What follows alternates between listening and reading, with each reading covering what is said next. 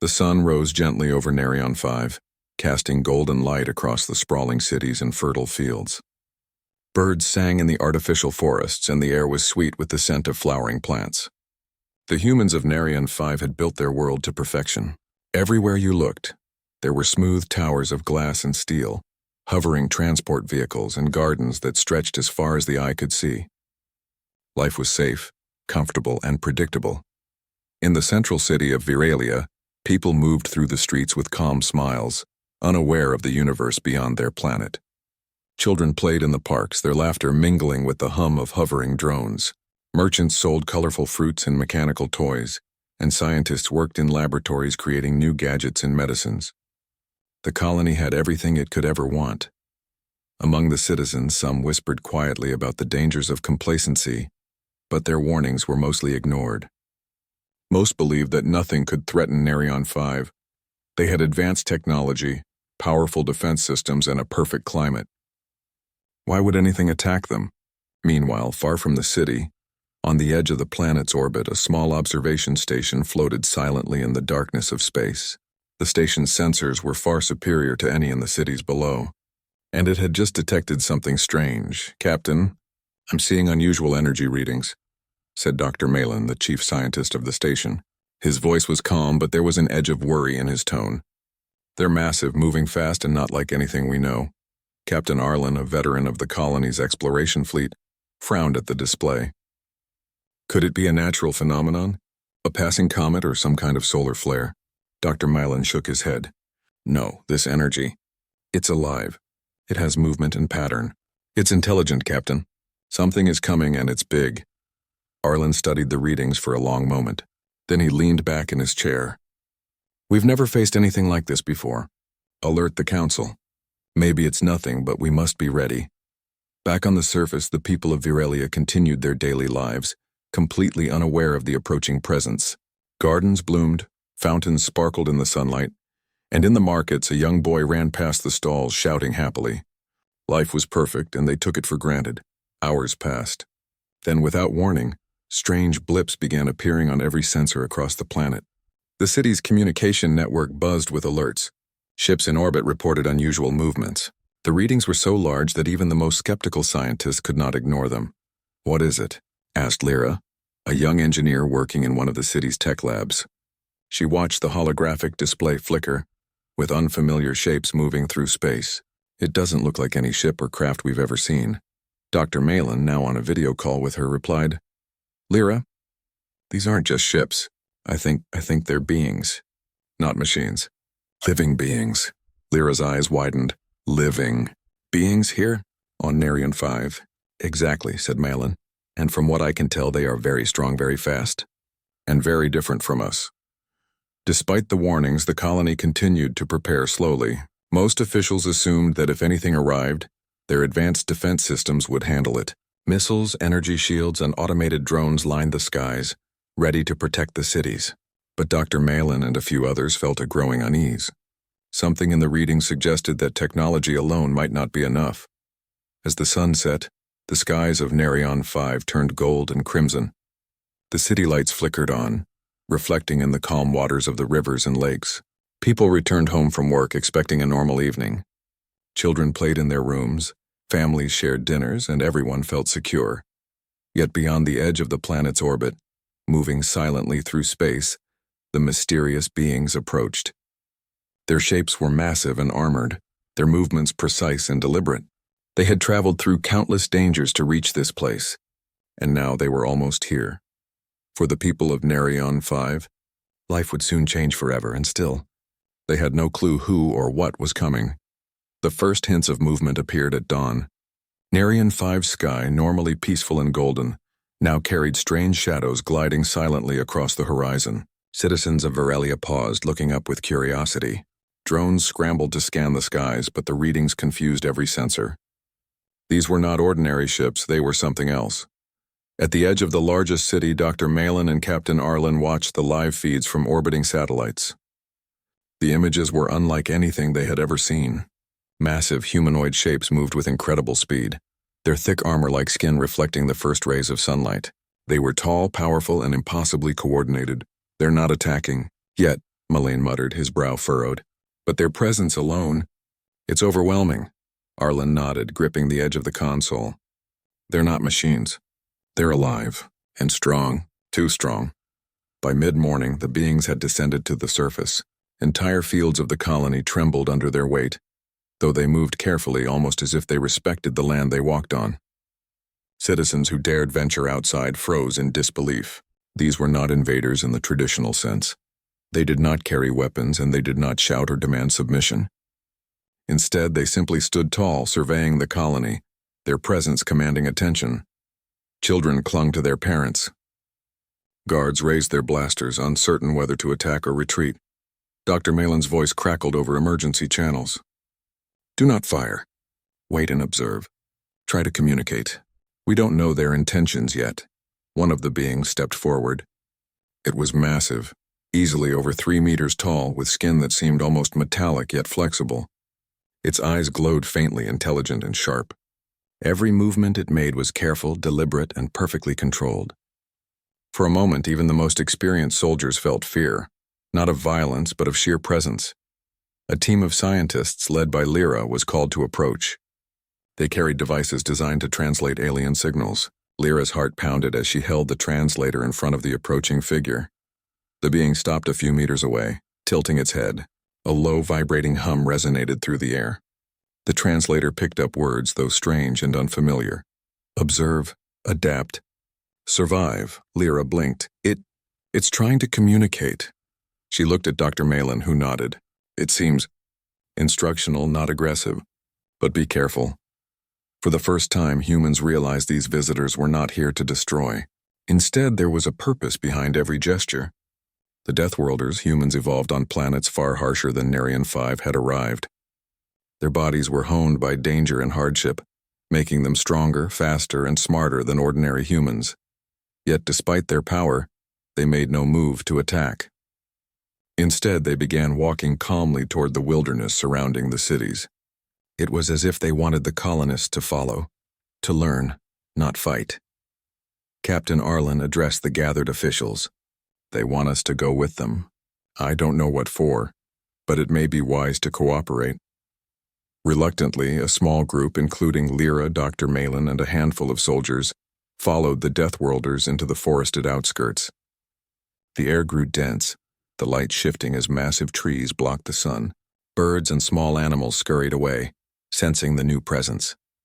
The Deathworlders moved silently, leaping across gaps, balancing on narrow ledges, and avoiding hidden dangers instinctively. Every step was precise. The humans stumbled repeatedly, tripping over roots, slipping on wet stones, and struggling to keep pace. Lyra gasped as she watched one Deathworlder pick up a massive boulder and use it to clear a path effortlessly. Another caught a falling branch midair with one hand, twisting it to block a sharp spike on the ground. They seemed to anticipate danger before it even happened. Dr. Malin whispered, "This is no ordinary training. They're showing us the reality of survival. They're trying to make us understand strength, endurance, instinct." Hours passed. Humans were exhausted, but their minds raced. Every failure revealed something new. Every action of the Deathworlders taught a subtle lesson. Soldiers learned to watch the terrain. Engineers like Lyra learned to predict patterns, and the scientists learned to trust instinct alongside knowledge. By evening, the group reached a cliff overlooking a valley. Below, the humans saw creatures in the forest, predators far more dangerous than anything on Narion 5. The Deathworlders paused, looking at the humans. Slowly, one extended its hand toward the valley, a gesture of challenge. It was clear. This was only the beginning. The Deathworlders were not invaders. They were teachers, guides, and something more. Mirrors of what humanity could become if it embraced strength, courage, and adaptability. The colonists looked at each other, realizing that the world they had taken for granted was about to change forever. They were stepping into a lesson written in survival itself. And the Deathworlders, they watched patiently, knowing the humans had no idea what they were capable of yet. The morning mist clung to the forest floor, making every step slippery and uncertain. Ira and the small group of colonists followed the Deathworlders into the heart of Narion 5's wilderness. The further they went, the wilder the terrain became. Trees towered like giants, rivers rushed over sharp rocks, and strange creatures rustled in the undergrowth. This part of the planet was uninhabited, dangerous, and completely alien to the humans. The Deathworlders moved effortlessly. Every leap, every step seemed perfectly timed.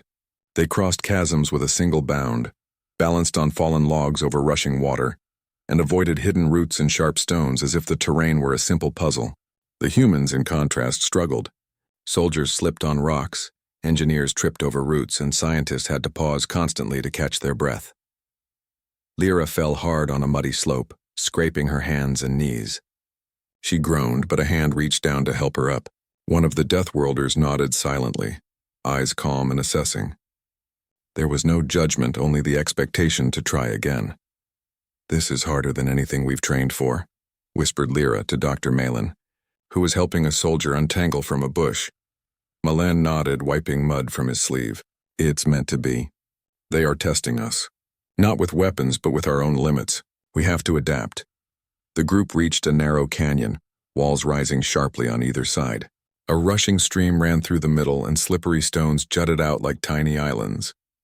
The Deathworlders paused, looking back at the humans. One made a small gesture, pointing to the stones, then across the canyon. It was clear. They expected the humans to cross safely. The colonists hesitated. Some thought about turning back, but Lyra felt a spark of determination. She studied the stones, timing the rush of the water, and leapt to the first one. Then the second. Her heart pounded as she balanced carefully, and finally she reached the far side. The Deathworlders watched, approving but silent. Others followed, slowly learning. Every fall taught them a lesson: where to step, how to balance, how to trust instinct instead of overthinking. By the time the last soldier crossed, the humans were exhausted but alive. The Deathworlders led them deeper. Soon they faced another challenge: a dense thicket of razor-sharp plants. The plants grew tall, thick, and unyielding like a natural barrier. Without hesitation, one Deathworlder stepped forward and cut a path with a sharp stone, moving with swift precision. The humans tried to follow, but even the smallest slip meant cuts and bruises. "You must observe and learn," said Dr. Malin, panting. "Don't force your way." "Watch them first." Lyra watched carefully. The Deathworlder moved with a rhythm. Avoid the dead branches, step on solid ground, balance weight carefully. She mirrored the movements and discovered a safe path. Slowly, one by one, the humans followed without major injury. Hours passed. The group climbed cliffs, crossed rivers, and crawled through tunnels. Every step was a test. Every failure was a lesson. By midday, humans were sweating, tired, and dirty, yet a sense of pride grew in their hearts. They were surviving where only the Deathworlders seemed naturally equipped to thrive. At a small plateau, they stopped to rest. Below, in the dense forest, they could see shadows moving. Predators larger than any animal they had seen before, watching silently. Lyra shivered. "We're not just being tested physically," she realized. "They're teaching us to see danger, understand it, and adapt to it." Dr. Malin nodded. "This is survival training like no other. The Deathworlders are showing us how to think, move, and react under pressure." As evening fell, the humans had learned more in a single day than they had in years of classroom training. They were bruised, tired, and hungry, but a spark of understanding had ignited. They began to trust their instincts, to move more cautiously, to notice patterns in the environment. The Deathworlders, as always, remained calm. They set up a simple camp without tools, building shelters from the forest itself.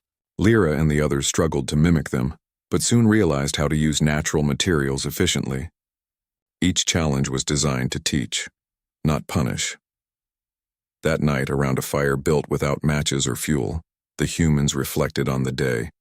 Soldiers spoke of coordination, engineers spoke of problem-solving under pressure, and scientists spoke of observation and awareness. Lyra felt a sense of transformation within herself. She realized that the Deathworlders had shown them something more valuable than strength. They had shown them resilience, courage, and adaptability. High above, stars twinkled in the clear night sky. The humans were small against the vast universe, yet for the first time, they felt a connection to something greater. The Deathworlders watched silently, as if measuring not their physical strength, but the potential within their minds and hearts. The trials were far from over. The humans knew the path ahead would be more dangerous, more demanding, and more revealing. Yet, for the first time, they felt ready to face it. and deep in the shadows of the forest, hidden predators watched, waiting for the next lesson to begin. The morning air was heavy and tense. Narion 5's forests were quiet, almost too quiet.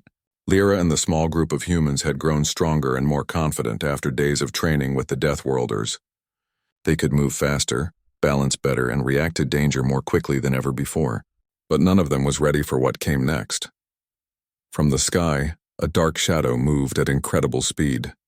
Scouts in orbit sounded alarms. A fleet of raiders had appeared, hundreds of ships far larger and stronger than the humans had ever encountered. They came without warning, weapons ready and intent clear. The peaceful colony was now in real danger. Captain Arlen stared at the display.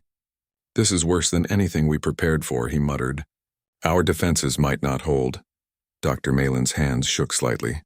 "Even with all our technology, these raiders are fast, organized, and ruthless. We need help. Now." The Deathworlders, calm as ever, observed the approaching threat. They did not rush to fight. Instead, they moved with deliberate precision, circling the humans and surveying the terrain. Lyra noticed their expressions, focused, determined, and unafraid. "They're going to teach us again," she whispered. But this time it's real. The humans rushed back to the cities, warning citizens and coordinating defenses. Automated drones and energy shields activated, and the raiders fired first. Explosions rocked the city as the attackers tested the defenses. Humans fought bravely, but their strategies were uncoordinated. They tried to rely on their technology alone, and it was not enough. The Deathworlders stepped forward. They moved between humans, guiding them calmly. One of them touched the shoulder of a young soldier, pointing to a ruined building. Another gestured to a narrow canyon where the raiders were advancing. Slowly, humans began to understand. They had to use the environment, not just their weapons. Lyra and Dr. Malin watched as the Deathworlders demonstrated simple, effective techniques. They used cliffs to hide and strike, fallen trees to block enemy movement, and narrow paths to funnel raiders into traps. The humans began to imitate them, setting clever ambushes and coordinating attacks like they had never done before. For the first time, Narion 5's defenders acted as a team. Soldiers covered engineers who repaired energy barriers. Citizens who had fled now helped by carrying supplies and creating distractions. Lyra led a small group to disable enemy scanners using patterns she learned from observing the Deathworlders. Every action was smart, efficient, and bold. The raiders were strong, but the humans were learning quickly.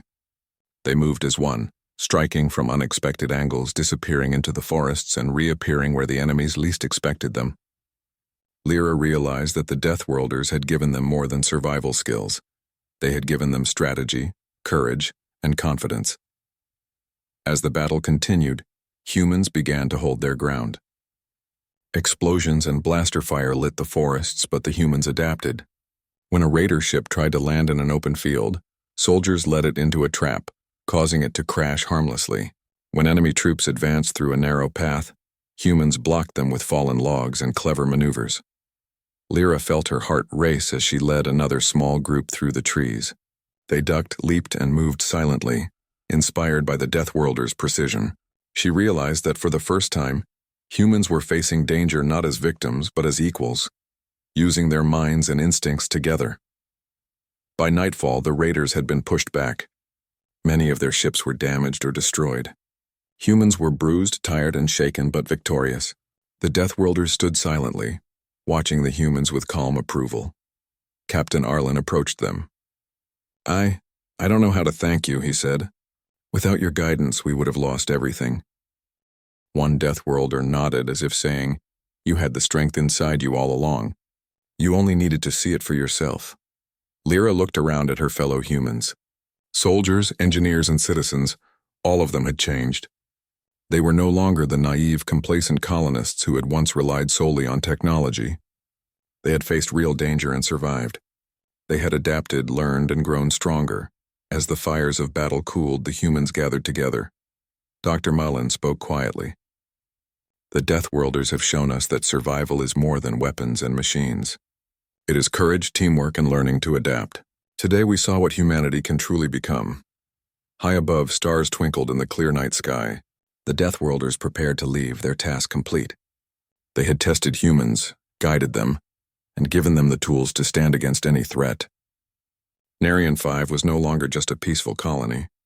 It was a planet of survivors, ready to face the universe with courage and wisdom.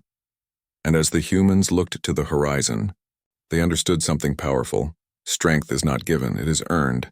Through challenge, courage, and unity, the morning sun rose over Narion 5, casting light on a planet forever changed. The city of Virelia had been damaged in the raid, but the colonists were not afraid. They moved with confidence, repairing buildings, restoring energy shields, and helping one another. There was a new energy among them, a quiet strength that had not existed before. Lyra walked through the streets observing the changes. Soldiers helped engineers carry heavy materials. Citizens worked together to clear debris. Even children assisted by bringing supplies or cheering the workers. For the first time, the humans of Narion 5 felt that their own hands, minds, and courage were as important as any machine or weapon. The Deathworlders remained nearby, silent but watchful. They had not stayed for glory or recognition. They had come to show humans what they could become if they chose to embrace their strength. Their bodies were still perfect examples of evolution on dangerous worlds, but it was their wisdom and guidance that had changed the colony. Captain Arlen gathered the remaining council members and addressed the Deathworlders. "We owe you more than words can say. You arrived when we had no idea who or what was coming, and now we are different. Stronger, smarter, brave." One Deathworlder stepped forward and raised a hand, a gesture of acknowledgement rather than command. The humans understood. This is your victory. You have learned, survived, and grown. Lyra joined the small group near the edge of the city, looking out over the wild forests they had explored. She remembered the trials, the cliffs, the rivers, the razor-sharp plants, and the hidden predators. She remembered falling, struggling, and learning, and she realized something important. The Deathworlders had not done this to make humans fear them. They had done it to show them what they were capable of. "They trusted us," Lyra said softly to Dr. Malin. "They believed we could grow. They didn't just fight for us, they taught us how to fight for ourselves." Malin nodded, eyes reflecting both pride and wonder. "This is humanity at its best. We faced fear, danger, and uncertainty, and now we are no longer afraid to stand tall." Over the next days, the colonists rebuilt their city and strengthened their defenses, but something deeper had changed. Technology was still valuable, but humans now understood that courage, intelligence, and adaptability were just as essential. Soldiers trained differently, using strategies they had learned from the Deathworlders. Engineers designed clever solutions, thinking not just about efficiency, but also about survival. Citizens worked as a united community, ready for challenges they could not yet imagine. One evening, Lyra stood on a high cliff overlooking the valley where they had first faced the trials. The forests below were calm, but she knew the predators and dangers were still there. And she understood something vital. The Deathworlders had left a gift, not a warning. They had shown humans that danger is not always to be feared, but to be faced with skill, courage, and teamwork. The sky darkened, and a faint shimmer appeared on the horizon.